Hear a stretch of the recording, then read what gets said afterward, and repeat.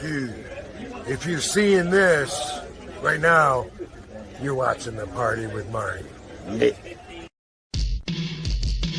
to party with Marty!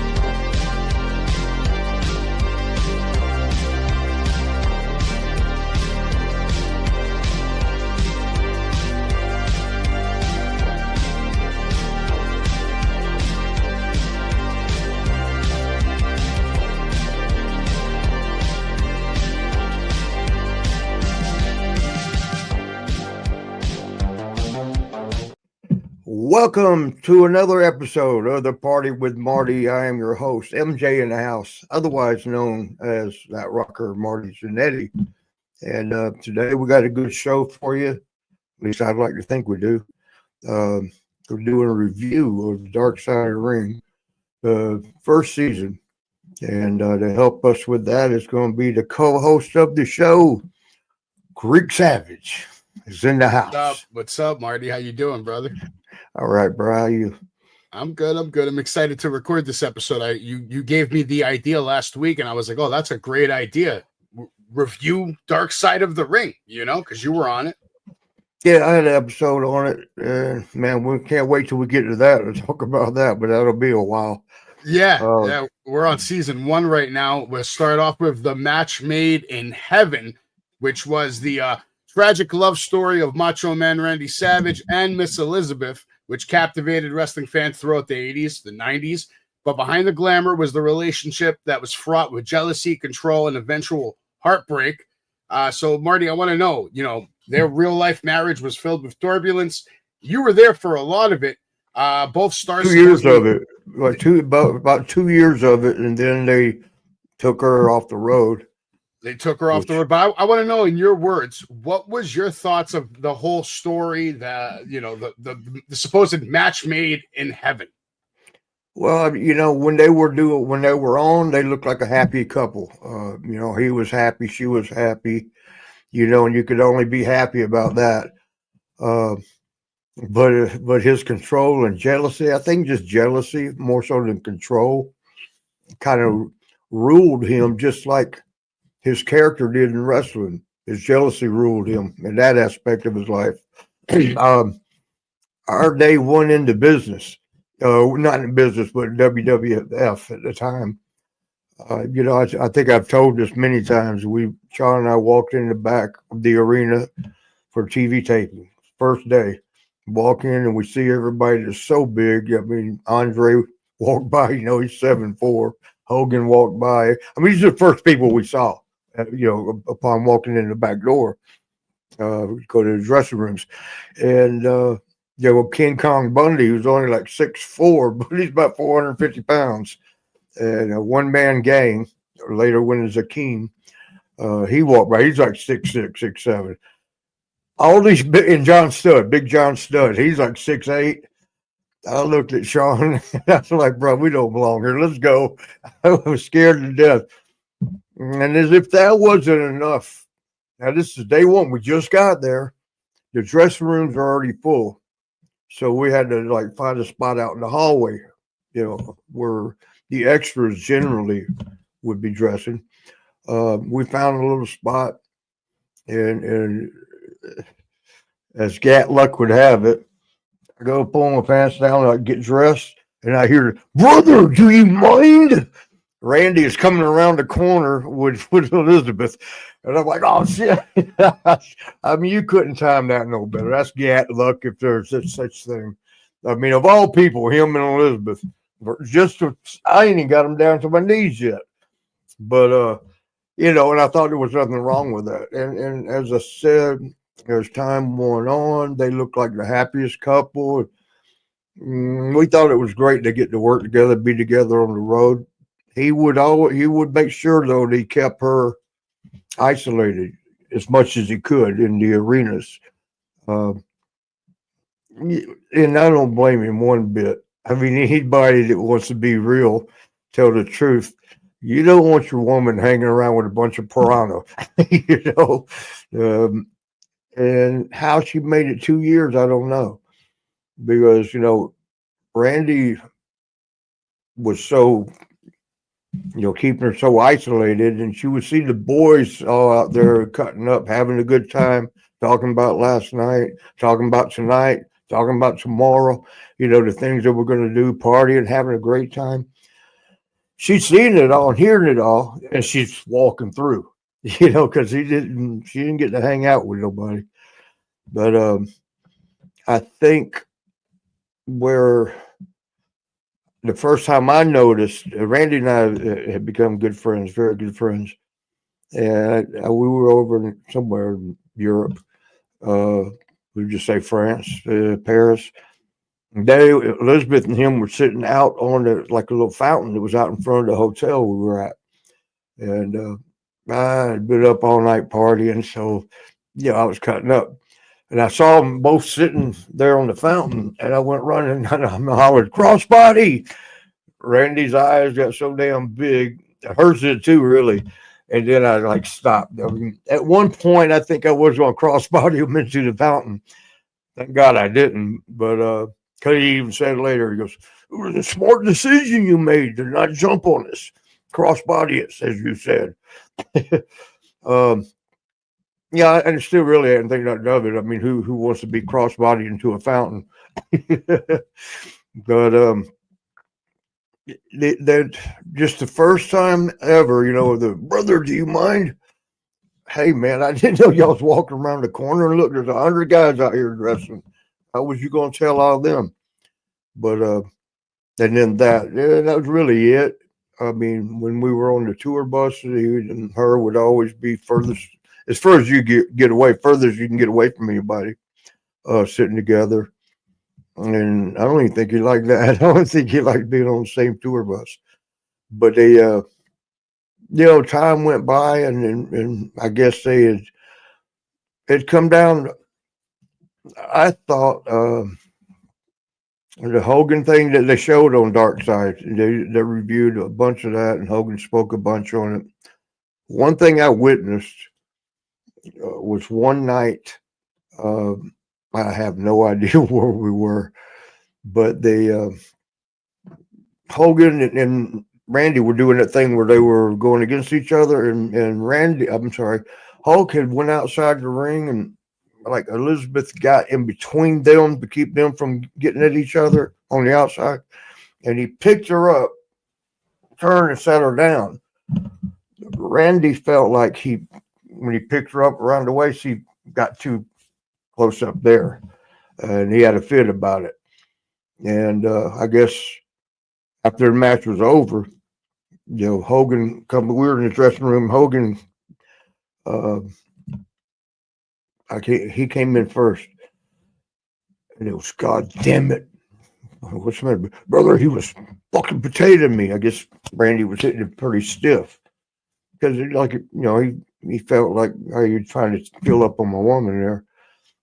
And soon as Randy came in the dressing room, Hulk turned and went to open the door, like that goes to the showers. It caught on the carpet, and Hogan's yanking. It's a metal door. Metal. It's not like, you know, in wood. Metal in metal. He's going to pull it open, and it's catching on the carpet, and he snatches it off the damn hinges and just threw it across the dressing room. And he looked at Randy and said, "Come here." And Randy, as he's walking by me, he goes, "This sounds serious." I'm like, wow. Did I just really see that? He snatched a metal door out of the metal hinges, screws, you know, metal, everything, and just snatched it out. Threw it, big heavy ass door, just threw it across the room like a feather. But yeah, they had their whatever they did in there, you know, had their words. But that was the first time I'd seen the jealousy come to life. I really hadn't even heard of it. I don't know about Sean. I can't speak for him, but I'd never even heard anything about the jealousy. But, you know, saw that. And it was understandable, like, "Hey, brother, do you mind? You know, I'm getting he's got this woman with him. I'm sure I haven't pulled my pants down. But then, like, one day it split up, when she finally left him. Oh, no, wait, let me backtrack. Run it back. I got the Jimmy Hart had mentioned it to me that when she got off the road, they finally took her off the road. And by the way, I think they had such a perfect little setup. From what I'm told, now, I don't know their tax business, but what money Randy made, his money went to them. What money she made paid the taxes. So it was a good little arrangement. Wow. But yeah. But is that what set up the Match Made in Heaven storyline? Was it like reality, and then they just said, let's make a story out of it? Yeah, you know how they like, wrestling blurs the lines between truth and fiction. And sometimes entertainment, what is it called? It imitates art. Art imitates real life. It was there.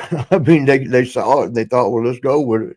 Those are the storylines to me that work the best when there's some real to it. It's based off something real. For example, that one that I was setting up with the incident behind the bowling alley, that was based off of some real facts.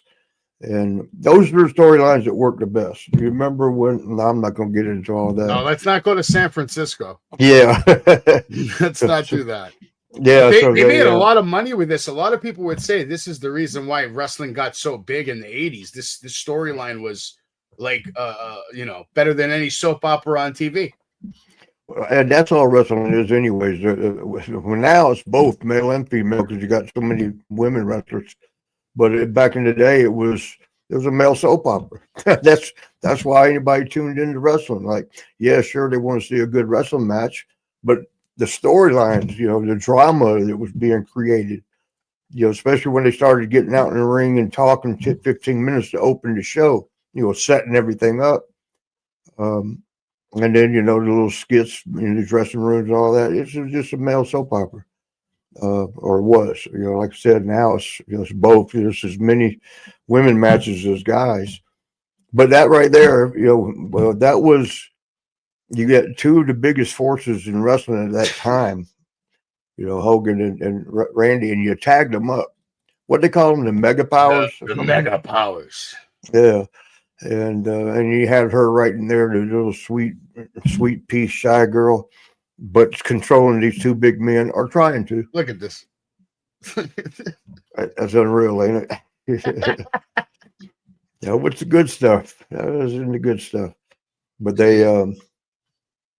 so when they finally took her off the road, it was time to move on, I guess. They thought, or give her a break or something. Jimmy Hart, we were sitting around the dressing room, he goes, can't believe Randy. Because they were all good friends, And he said it was that particular tour was 7 days, a short one, a 7-day tour, which always, we had a long tour followed up by a short tour and then another long. So this was a short tour, 7 days. He said Randy put her in her, where they lived, went to the store, got 21 TV dinners. So she'd have 3 meals a day. And told her, do not leave the house. Yeah, when I call, you better answer. This is pre-cell phone, so you better answer the house phone. And just think about that, man. 21 TV dinners. That's what you're to eat this week. Jesus. Yeah, he saw that. He saw that. He's like, yep, 21 TV. I'm ordering 21 TV dinners right after that. She's not holding his title. Yeah, that's something, though. Yeah, when you heard that, that's like, myself, and I love Randy to death. We got pretty close at one time. I was like, oh, Randy, that's a little too much, brother. But I ain't gonna tell him that. You got a problem with it? They just hear him. Yeah, definitely. But, so do you think the Dark Side of the Ring guys got the story right with that episode? From what I saw, which I just reviewed it again last night, and the accuracy on it was there from everything I was able to witness. there was one other time when Jake could tell it better. I'm not going to tell his part, but I'm just going to say Jake and Randy had a storyline. I think Jake had at one point he slapped Elizabeth. When they were having a little smiles in the ring. And I think another time he had gone out to the ringside where she was sitting and put a big kiss on her. And this just show you how cunning and conniving the snake is, Jake is, because Randy is a damn genius, very smart. I couldn't wait to see that. I happened to be on the same shows. That's when we were doing 3 shows a night. Luckily, I was on the same card with them because I wanted to see that. I'm thinking Randy and Jake, what a match that's going to be. And plus I was still figured to be learning, and I wanted to see what I could learn from that match. And I got confused right off the bat, right at the beginning. All right, because they just set it up. Jake had slapped her once and then went out and gave her a kiss, which is, how much worse can you do than sneak out there or roll outside the ring and go up and give somebody's wife a kiss? Jesus. And so when they come out to the ring for their match, I'm watching, and Jake is in the ring. He comes out first and did his thing, whatever. Here comes Randy, and I'm like, now I'm leaning in. All right, here we go. Let's watch. But I'm thinking a jump start. And Randy comes in and does his robe and does a spin around, looks at the people and does all the stuff. And it really threw me off. So they had their match, and it was a great match, really good match.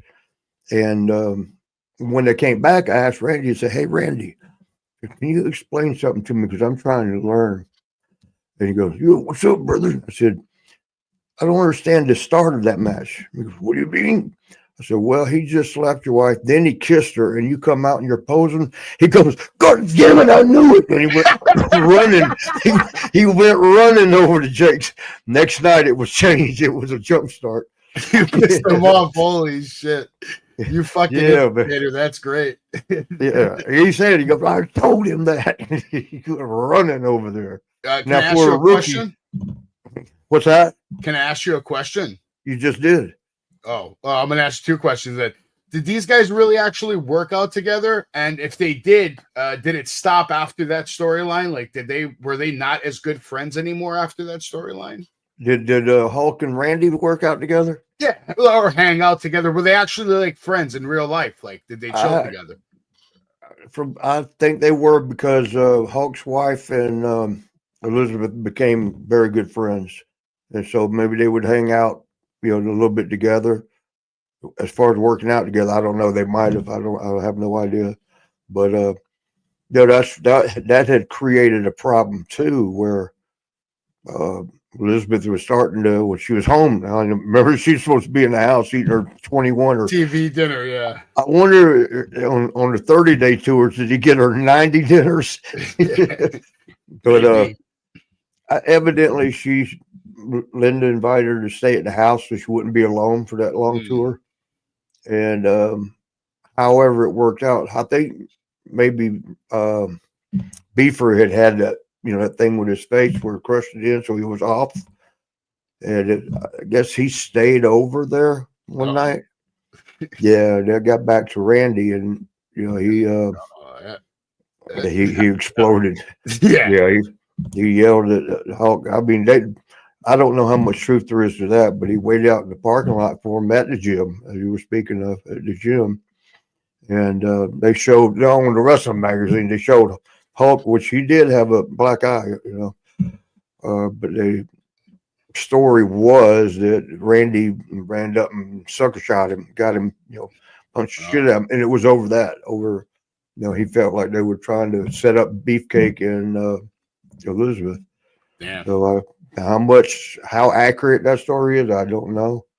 I just know Hulk did have that was a real black eye he had for a while, and that had happened when she was staying over with Linda, Hogan's wife. Okay. Is it Linda or Terry? Whatever it is. Well, that's definitely not his wife anymore, but no. That's good to know that they I guess they were friends for a while until they weren't. Yeah, it was. Yeah, it was cool to see them together because I loved both of them. They seemed to like me, and so I always want to see a good camaraderie with the boys, and it being the fans' favorite. It was really cool because they were the two before Warrior really popped up on the scene. They were still, he was still building up. Oh, they were stars, bro. I mean, look how famous Macho Man is, and he hasn't, he's not even alive, bro. It's crazy. Like, people love him. Yeah, and people still walk around. I've been doing Slim Jim. Yeah, yeah. The next episode features a good friend of yours. You might remember this guy, your former tag team partner, Shawn Michaels. Well, Brett's a good friend too. Of course, but you didn't tag team with Brett, did you? No, but I worked against him quite a bit. That would have been a good tag team. But the Montreal Screwjob, one of wrestling's most infamous betrayals.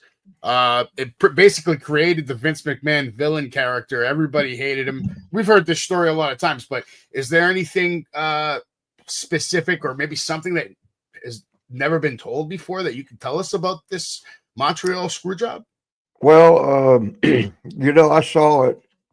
I wasn't there, but I saw it on TV, and I was watching it, and I didn't know what had happened at first. When they rang the bell, I didn't know that Brett didn't say, I didn't see him tap, but I was like, I think everybody was confused at first, and then when they were like ringing the bell and then saying Shawn won, everybody was a bit confused. It took a minute or two to catch on to, oh man, Brett just got screwed.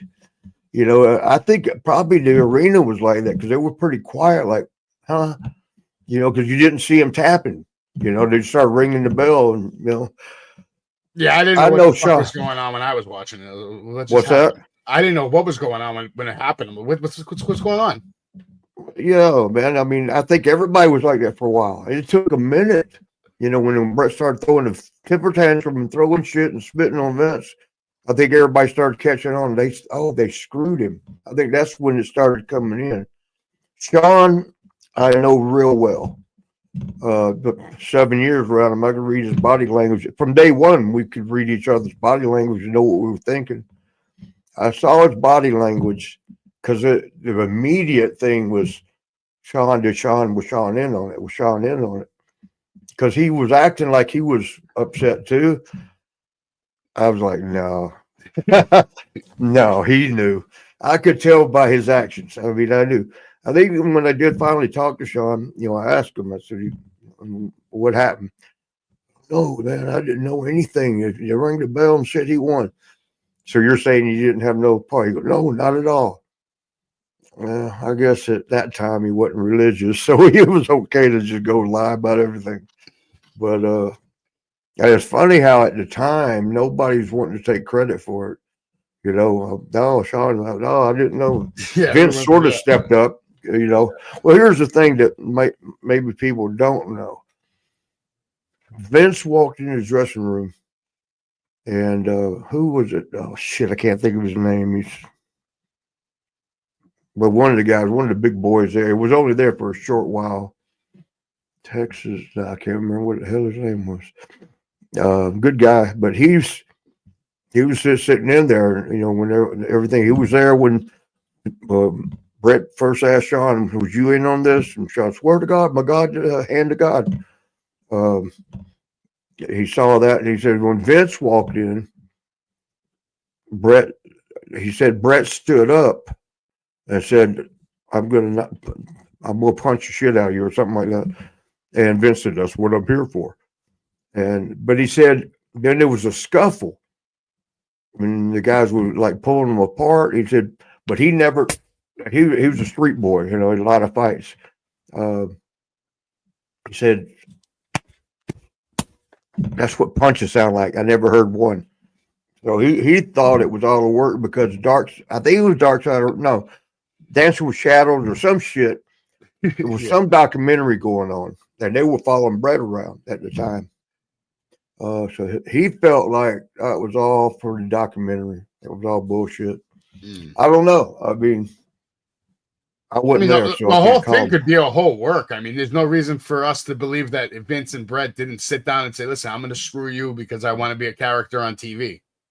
Well, that or Brett didn't want to drop the belt. That I do know. No, that I believe. Yeah. Well, he didn't want to do it because it was his home country, In Canada. Yeah. Well, fuck, you don't get the whole country. You get your hometown, maybe. But I mean, that's just like, well, we can't do it here. I can't drop it to you here, Brett. This is my home country. Anywhere in the United States, can't do it here. So, I mean, I never wanted to tell Brett that, but I felt he was wrong in that maybe he forced their hand. Because I love Brett to death, and he seems to care about me. I wanted to tell him, you brought that on yourself. You made them do that to you. But I wasn't going to tell him that because it just upset him. But if everything is on the up and up, what we hear, well, Brett did kind of cause him to have to do that because he didn't want, and he was going to, where was it, WCW, I think the next day or something. Yeah. And I think Medusa had already just dropped the belt in the trash can. Yeah. I'm not sure if I got my timelines right. No, you're close. It was close. But so if Brett's going to escape with the belt, never losing the belt, we got to figure something out.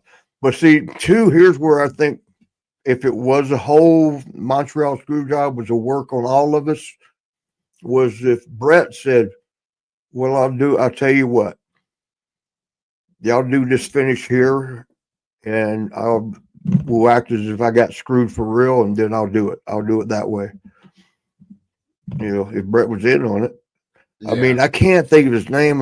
He was a good friend for a very short time, a few weeks. He was in and out, really. But he was that big burly biker type look. I forgot his name. But he was a wild one. But yeah, he said, I'd heard no punches, and I didn't know what punches sound like. But so I don't know. Yeah, that's all I know about that. I knew Sean was bullshitting when he didn't, I didn't know nothing about it. I bet you Erich Hebner fucking knew. Which one of them died? One of the Hebners died. I think his brother. Dave? Yeah, that's sad. Might be wrong. Two good brothers right there. It was funny. We used to go on the road, and them Hebners, they out partying as much as we were. They would always... I don't know if they got wife. He got a wife. I don't. Yeah, he passed away on June 17th, 2022. Yeah, that's sad, man.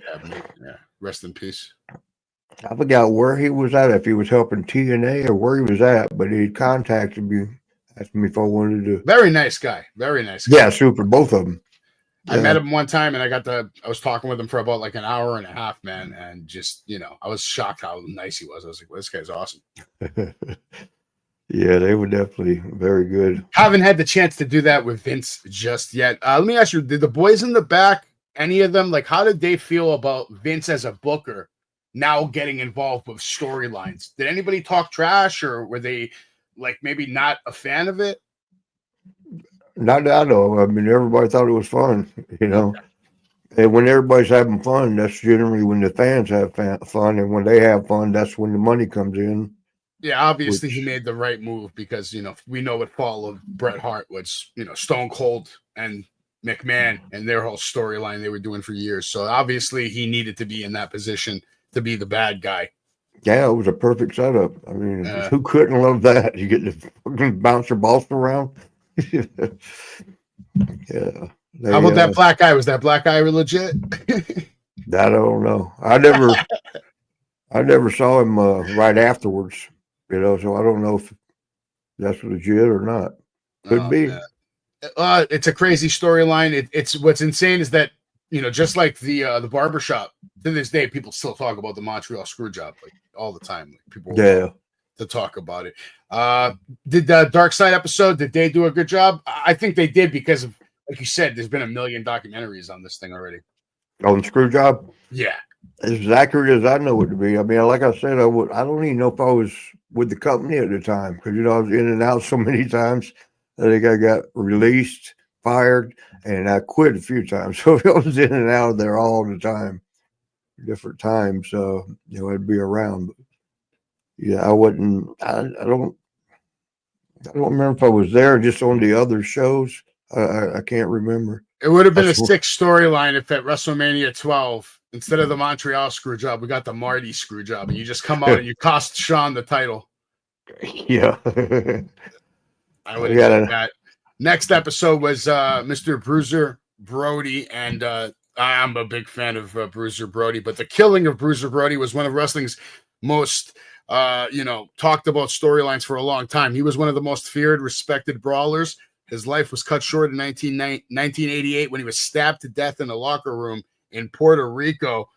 Tony Atlas and Dutch Montel had a lot to say. Let's hear what Marty Jannetty has to say. And Abby Abdullah the Butcher. Abdullah the Butcher, yeah. Yeah, I knew King Kong from when I first started. I had just started. King Kong, look at that. King Kong, yeah. He was a wild man, but he was the nicest guy. I think one of them said it, Dutch Mandel or somebody said, he was very nice, unless he didn't like you. He said, then you're in trouble. But I liked his whole character. His interviews were great, and he would just jump up there and start talking about, well, it's going to be a different day when you wake up and I got to face Bruiser Brody today. And he'd cross his eyes and look all crazy, and it would be like, wow, what an interview. He was really good with that. And, I had not really heard about his work in the ring, but I watched a few of his matches when he came through the Central States area with us.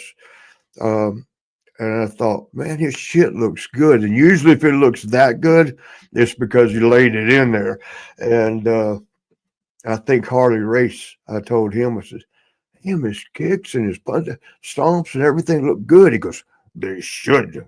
He's laying them in there. Anybody can look good when they do that. But so I was like, okay, he's stiff.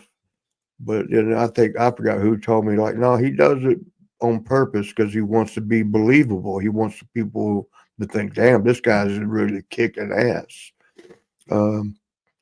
I think we were in Japan together, all of us, me, Harley, him, Stan Hansen. And it was funny because the night before, it was my first time in Japan. Harley got me in my rookie year. And I'm watching over there. It's way different than over here, or at least back then it was. The fans they don't yay and boo and all that shit. They're just silent watching. And then when something surprises them, it's like, oh, and then when they see something they like, they'll clap. But that's it. It's way different in here. So I had to learn this, and I'm watching. And I saw the night before, I saw Harley goes right up through the middle of the people, slinging chairs, throwing chairs everywhere, and Stan Hansen had had that rope with a bell on it. He's going through and he's hitting people. And I'm thinking, wow, that's a lawsuit in America. And Tiger Jet Singh was there. He goes, no, for here in Japan, it's an honor for them to be able to go tell their friends, oh, Stan Hansen hit me. Like, wow, okay. And they weren't going up the aisles to get in the ring. They were going through the chairs, throwing the chairs, swinging at people, throwing chairs at people. And then Brody went through with the chain, and man, he was hitting the chairs. It was so loud. I was like, if that would have hit somebody, wow. They wouldn't be proud to tell their look at the split down my face. What's that? If you watch his matches from Japan and you just see it's like parting the Red Sea, the crowd just runs away while he's coming through. And Tiger Jet Singh with the little sword he had, he would go by. He would hit him because I guess it would just be like a belt thing. It wasn't a chain and it wasn't a bell at the end of a rope. And Harley didn't need none of that. He just would go through. The next day, I told Harley, I said, I saw yesterday, and everybody goes through I want to do that. Can I go through the middle of the chairs and throw a fit? Harley, you never see him laughing, right? He'll just, like a little bit of a upward smile. He goes, Go ahead, kid. And I thought, yeah, but I thought that's odd to see him belly bouncing, laughing so hard. Next day, I have my match. I go up, try to go up the middle and grab a chair. And the guy that was sitting and was grabbing, he wouldn't let me. I'm having to fight him. I ain't even got through one chair. And I turn around, went up the aisle. So that's why Harley was laughing. Okay. I guess you got to be established, as that person. This young punk go come through and try it. But so knowing that Brody was, laid him in, I guess. But I've been, like I said, I think everybody that didn't have a problem with him loved him. I loved him to death, and he was always good to me. Wasn't much time around each other, but when we were, he was always good to me. I know the day we got told, and they killed Brody down in Puerto Rico. They killed him. Who's they? Because Puerto Rico's a rough place. Yeah, I've been there a few times. It can be rough. Out in the regular, if you stay where you're supposed to stay, like hotel building, it's pretty rough in the building, man. They throw actual beer bottles in the ring and coins and all kinds of shit they throw at you. But coming down the aisle, and when you get in the ring, they don't like you. They're trying to hit you, bust you open. But that's Puerto Rico. Like they said in the show last night, or on that episode, when Brody was in there, Tony Atlas, he was in there, I say in the hospital. Tony Atlas was having a fit because they were letting him wait. He's going around and jumping up and down, and the one doctor came up to him. He says, "Hey, listen, I know you're upset about your friend, but here in Puerto Rico, stabbings are common." So they didn't even take it serious at first, I guess. But then I guess Tony kept throwing a fit in the hospital. And they said, well, let's see what's going on. And then realized it was pretty serious. But, when they told us about it, everybody got sad. And then when they said it was one of the wrestlers, everybody was like, what? So they stabbed him in his dressing room. Wow, man. Gypsy Joe was the only one I knew in the business to ever even threaten somebody with a knife. Didn't pull it out and wave it or nothing, but he was, I get my knife, I cut you. Like, okay. But they, we kept getting different details, stabbing in the dressing room. As they were saying in Dark Side, some people the story was getting mixed in and some fans stabbed him. Because I guess somebody was trying to change the story to protect somebody. That's what I'm guessing on that. Because how can a fan get you in the dressing room? How can that be mistaken? Yeah. And it ended up being in the dressing room, and I have my own little story about it. But it was a wrestler, the Invader. He went as the Invader, I guess, in the mask. But it was Jose Gonzalez, and I guess he's in tight with Carlos, who kind of runs the island. Even though it was said the cops told somebody that night to let Carlos know it's still our island. We still run it. But so quite a few years ago, Johnny Laurinaitis, I forgot what he wrestled with in WCW. Stunning, with him and Stunning Steve Austin. They were like some rollerblade guys, type guys, a character down there in WCW. And but we were all together in Puerto Rico, and we went to the dressing room. We in the dressing room and went to shower up, and then I'm in there, and then Johnny walks in. Hey, Jannetty. And I was looking over, and he was like, it was right here. It was right. He's standing. There's a glass door, see-through door, glass door that you open to go into, almost like a sauna type thing, that you open to go into the showers. And then you go down the little hallway, and then around this are all the showers. And he's standing the walkway part, not all the way in yet. It was right here, right here. That's where they stabbed Brody. And I was like, oh shit, for real? And then he goes, yeah, they stabbed him right here. And as he was saying that, Johnny stopped and looked up. It's almost like his face turned white. And he comes walking in and got dead silent. So I'm like, what? Jose Gonzalez walks around once again. Gat, what are the odds? He heard Johnny saying that last part. It was right here when they stabbed him, because he had just walked in. So we're sitting there hurrying up with our shower now, like, okay, I'm out. We were scared to death. Then we're sitting there in the dressing room next to each other, and we're like quiet because, like, he heard talking about him. And so the next day, we got buses or whatever, vans that take us to the show. Jose Gonzalez walks up to me and Johnny, goes, hey, you two guys, ride with me tomorrow. Oh, great. Yeah, man, we were scared all that night. Good job, John. Ace. I got in the back seat. I told Johnny, I said, just I'll keep an eye on him from back here, because he was driving. Johnny's passenger side. I'll keep an eye on him from here. If I see him move for something, I'm gonna grab him. You get ready to help. He goes, okay. But and then Jose told us, he asked us, guys, he goes, let me ask y'all, what do the Americans think happened? And we were scared to tell him, like, you stabbed up Brody. That's what we thought. We thought that's what America. But I think Johnny went in and told him, he says, well, they feel like you killed Brody. And Jose got quiet, and I'm really watching for him to reach down for anything, right? And he goes, guys, listen, I know you can't tell the whole United States or America, whatever he said. He goes, but there's more to the story than that. He was hurting me, and I asked him to stop. He was hurting me, and he refused. That's as much, and then he just kind of stops. There's more to the story. Basically, Brody beating the fuck out of him in the matches, probably, and and he got tired of it.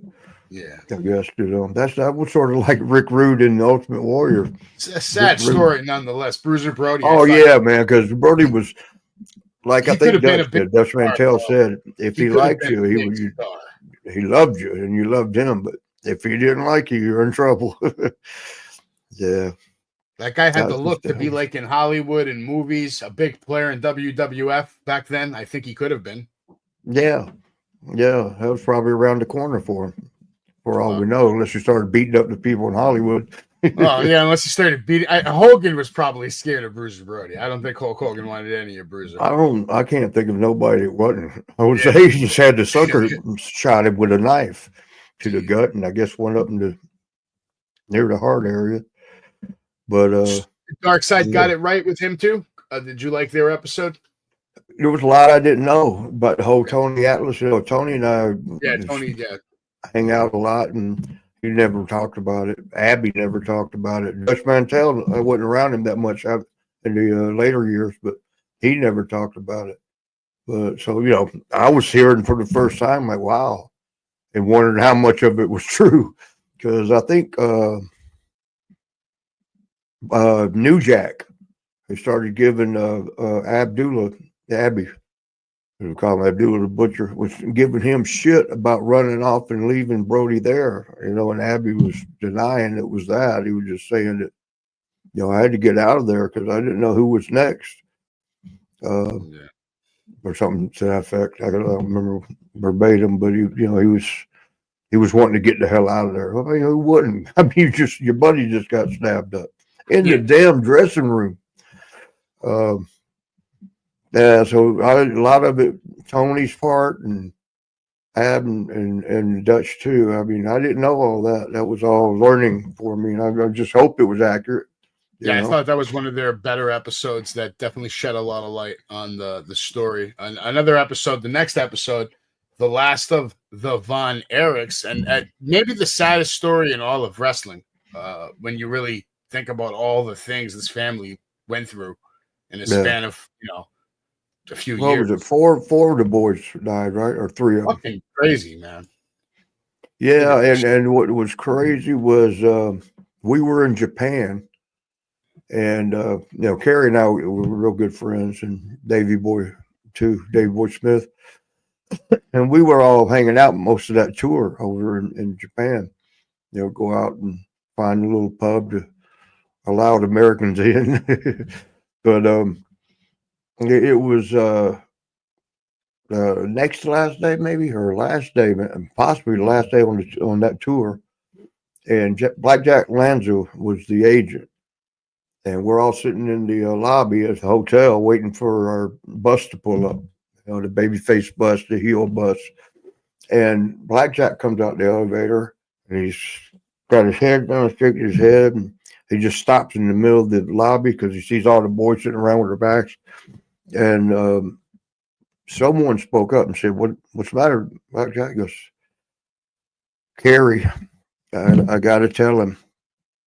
And I don't know which one was the third one, Mike maybe, but whichever it was had just committed suicide, and Blackjack had to tell Carrie, look, your brothers, so Carrie get on home or whatever he needed to do, but he had to let him know. And we were all like, "Oh shit," because it was the third one. David died over in Japan. Not laughing about that, but just saying ironically, that's where David died, was in Japan. And I forgot which one was second, and then I think Mike was third. Mike, Chris, and Carrie all died by suicide, respectively, in 1987 at age fucking 23, 21, and 33. Okay. So, now we're thinking that's three of the brothers. That's, crazy. And everybody loved the Von Erichs. Well, I know I did, and most of the boys did. Carrie was the Ultimate Warrior's best friend. He's got him in there so he could be with somebody he liked being around. And then the other one, Jack Jr., drowned in a freak accident in 1959. Yeah. Yeah, they didn't talk about that very much. But even in the movie, they kind of left. I think they left that out completely in the movie, the Von Erich movie. But we're all sitting there with our heads down, like feeling bad about another Von Erich gone. And then at the same time, we're thinking, Carrie, man, he's going to lose it right here in the lobby. He's going to lose it and go have shit fit. We got to grab him, keep him calm. And ding, doorbell, the elevator doors open. Out comes Carrie, bebopping, swagging like he did. And Blackjack went up to him and said, "Hey, I'm sorry to tell you, Carrie." And he just listened. He goes, "Your brother Mike killed himself." Carrie goes, "Oh, I figured that." And he just walked by. We're all like, wow. Yeah. I mean, it was like, that is not the reaction you would expect at all. And but later that night, it was the last day of the tour because we were going home next morning. Carrie came and sat next to me, and he goes, "Marty, I got to do it." And I'm like, "Do what? What are you talking about?" "I got to do it." "What are you gonna do?" I mean, because we did some crazy ribs and shit, but he's so serious. I'm like not catching on. Like, well, what are you talking about? He goes, "I got to join them. My brother's up there. Think I'm scared to join them." I'm thinking, what the fuck are you talking about, Carrie? Get that out of your head, brother. No, I don't even think like that. And we went home, and I think it was the next day, next evening. Maybe it was the second morning, but Davy Boy Smith called me. And it was sort of like when I'm trying not to do now, he's crying. He was crying. "He fucking did it. He fucking did it. He did it, MJ. He fucking did it." I'm like, "Who did what? What, Davey? What's up?" "Fucking Carrie. He killed himself." Wow. It was just like, immediately I thought about the family, just left. And I'm like, what that must have been like, for Kevin and Fritz and the mom. All the boys, except one now. Crazy. And we, I guess it would be a natural thing. We all sat around trying to figure out like, what's Kevin going to do now? You know, will he join them too? And I told Davy Boy that. I said, he told me he was going to join. He goes, oh no, he fucking told me too on the way home. So I'm like, he told me and Davy, he didn't tell nobody else. But then he went and did it. You know, I forgot, there was word going out that he had gotten in trouble for a lot of cocaine or something, that he might be facing jail time. So I mean, serious jail time. So some say that that's why he did it, but I don't know. I know what he told me and Davy Boy too. You know, it's funny, man. They're all up there partying together now. Now they think I'm scared to join them. No, you don't need to join anybody. You calm your ass down. No, I got enough. I got a handle here. You're still here, so I mean, the fact that you're still here, like I said, you're a miracle of science. And I look up, man, on the wall here. There's both Road Warriors and Ultimate Warrior, Bushwhacker. The first few guys I look at, they're all gone. Yeah, they're upstairs trashing heaven. Yeah, having a big knockdown, drag out rock and roll party. Fucking that's one of the that whole Ron Erich thing was very sad. Brody. I guess they call it Dark Side of the Ring for a reason. They made a movie about it too. I wasn't really happy about the movie because I didn't think they at all. I was surprised Kevin. It should have been more of Japan. You know. Yeah. I don't know. I didn't like it. I'm sure they like the money though. Yeah, might as well like it. They're going to do it anyway. Gotta like something about the money. But the next episode, well, did Dark Side get that story right though? Before I go on to the next one, do what? Did the Dark Side guys get the Von Erich story right? As far as I could tell, I mean, you know, they didn't know about Kerry telling me and Davy Boy ahead of time. Yeah. But all the rest of it I saw was pretty accurate. And the next episode that I saw was the mysterious death of Gorgeous Gino. And I want to know what you have to say, because this, you know, he was a charismatic rising star whose life ended abruptly in 1986 under very suspicious circumstances. They ruled it an overdose. What do you have to say? I think it was. The reason I say that, I didn't know Gino that well. I'd met him a handful of times in St. Louis when they came through. When I was with NWA Central States, they were coming up from Texas. We'd all meet in St. Louis at the Kill Auditorium, have a show. And I mean, he was a partier. We partied. You imagine that. We partied together a couple of times, and I liked him. Nice guy, super nice guy.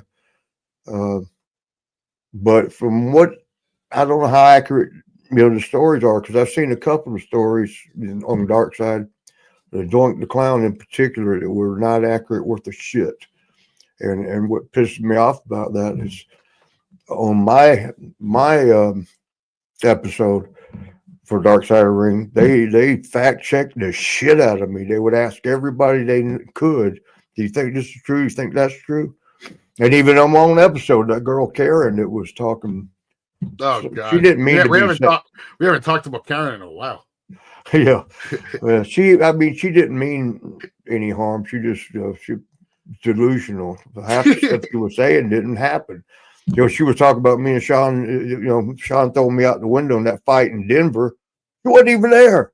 She was walking through it like step by step, like, and then Sean did this, and Marty went out the window, and he came back in, and he's on top of Sean.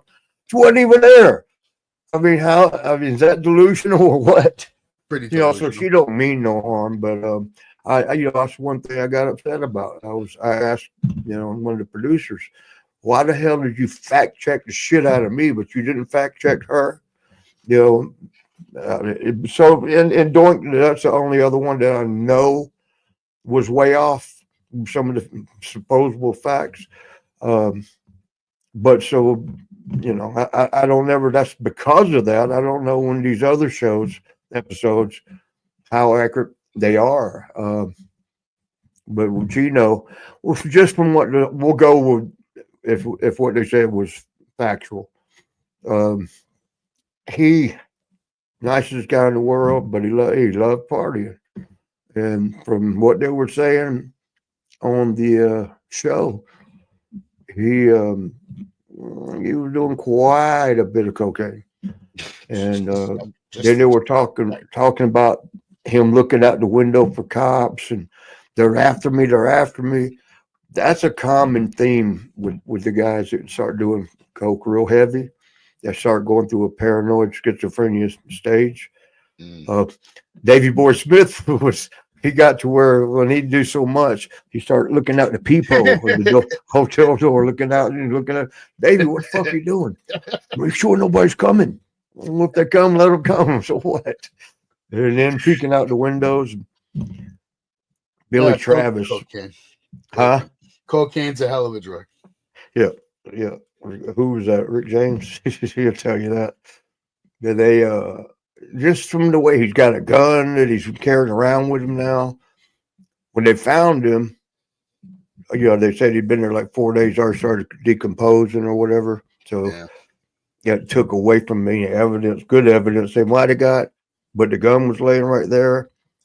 To me, the way he's walking around with a gun and looking out windows for cops, and they're after me, and somebody was in the back of his car, but he slammed the brakes. They got out and ran. To me, it sounds like he just OD'd. That's what cocaine can do to it. Don't do it to everybody. It had, when I was doing it heavily, it wasn't until I started smoking it real heavily that I started doing that. Like, I heard something. My friends would be like, it was nothing. What are you doing? We're having a party. Of course you heard something. But, yeah. Listen, it only takes a very small amount of the wrong stuff to go in your system for you to overdose. I mean, yeah, evidently where you get the cocaine from, you know what I'm saying? If you don't know where it's cut up, the wrong thing goes up your nose, you're dead. Yeah, well now it's fentanyl. You mix it up with the fentanyl and shit. And some bodies are stronger and adapt better and quicker than others. So you never know who you are, on that unless you're tested and tried. I mean, Billy Travis was a little party devil. He was one of the guys that was in Tennessee territory. Him and Jeff Jarrett were tag partners. Billy was a good old bro. But on his first line, his first toot, it would be like 10 seconds. We'd all, like nasty boys, me and Sean, we'd all tapping each other. Watch this. Here he goes. Right to the door, out the peephole. And he would always do this, telling us, shut up. Don't start that shit, because that ruins the hell out of your high when somebody's doing that. You start getting worried too, like, well, is anybody out there? Let me look. But yeah, I think Gino I don't know. They say he was with, some heavy hitters, hanging out with him and all, but I don't. I just, from what we could judge by off what they said, I just think it was OD, because that's what you do. All that paranoid and carrying a gun around with you, because in case somebody's coming after you, they're not going to get me. Yeah, that's what it sounds like. So it sounds like you agree with Dark Side's take on the mysterious death of Gorgeous Gino. Yeah. Okay. All right. Next episode was the Fabulous Moolah. This was the season finale of season 1. A lot's been said about Moolah. Obviously she has a big legacy, one of wrestling's most dominant female competitors. And they kind of re-examined her with disturbing allegations of exploitation, financial control, and abuse toward women that she trained. So what's your take on all that? I can't say on any of that. I mean, I knew Moolah in passing, like, hey, how you doing? Respect and all that. It seems like I rode with her one time. Now, can we confirm that you never slept with her? Yes, yeah. You'd have to go to Mark Henry for that. But yeah, I didn't. I mean, I heard. Look at that mug. Yeah, is that Moolah or is that the other one? What was her best friend's name? Oh, you'll see her in a second, right there, Mae Young. Yeah, Mae Young. Maybe that's the one Mark Henry was supposed to be with. Yeah, but yeah, I mean, I heard some of the stories from the guys, but I mean, what did we want to talk about her for? You know, we had other things to talk about. Some of the girls, I got to know the girls, you know. Sherry never really said anything. We knew Sherry very well, but whatever she might have gone through, she kept to herself. She kept it to herself. What's that? She kept it to herself. Politics. Yeah, I don't even know if she had many dealings with Moolah, because I don't know if she got trained by Moolah. But, you know, from what they said, Moolah, you know, controlling the money, and a lot of the old time promoters did that. You know, set you up, and once you get something, you're going to owe me 10% of everything you make. You know, that was that just sounds the way a lot of them did business back in the day. They're helping you, they're training you, they're giving you somewhere to live. You know, I don't know the truth to any of the this. There were some crazy allegations that basically she would have the ladies working like it was a brothel. Well, I heard that. Well, I saw that on there, but I can't vouch for it. I have no idea. And if she did, you know what? What an entrepreneur. Yeah. She did her job. She did her job. She did it well. And guess what? She's in the goddamn Hall of Fame. Ain't that something? Marty, if she actually abused people. WrestleMania. By the way, Marty wants to wish all of you that you all had a rocking Valentine's Day. But guess what? He's going to be at WrestleCon in Las Vegas. So if you're there for WrestleMania weekend, make sure you go and you see him. And he just was on the podcast with Hannibal. Go over to Hannibal's channel and check that out. Marty, do you have anything to say to your fans? Yeah, at this time, I'm kind of down and playing on Facebook, which is where I usually communicated with most of my fans and friends. Evidently, I did something wrong, and they took my site down, and I'm trying to get it back up. Whether I will be able to or not, I don't know. But for now, there is one called the Jannettys. And go to that to find me, or Radical Addie will be there, our moderator. Where else? Shit, I think that's about it. I'm gonna just probably tell them to follow you right here on your YouTube channel. Well, of course, follow us right here on YouTube. Same damn time, same damn place every week. But I'm gonna try to open another site. So look for, I guess I'll call it the Real Marty Jannetty. So if you see that one, you know it's me, and go ahead and you know, friend request. I'll friend request as many people as I can. But starting over, man, after 10, 12 years on that thing, wow, that sucks. I'm hoping to get that one back. But until then, Savage, what are you going to do all week? I'm going to do a lot. Okay, that answers that. It's a long list of things I have to do. It never ends. Well, think you'll make it to next week? I don't think the country's going to make it to next week, but you know, maybe. No, we're good hands. Trump's got us. Yeah, Trump's got us, but there's a lot of people that don't like Trump, and that's the problem. Yeah, I know. I hope they don't try to get at him again. Yeah. You know, as many people as pissed off and crazy. They're crazy out there. Doing these damn rallies. Now it's Elon Musk they don't like. But a lot of shit going on with Elon Musk right now. Apparently he's making a lot of money. Well, he's been doing that his whole life. Whole damn life, man. Are we going to see you next week? We're going to cover season 2? Yeah, we'll do that next week, season 2. Right here, same damn time, same damn place. See. Dude, if you're seeing this right now, you're watching The Party with Marty. Yeah.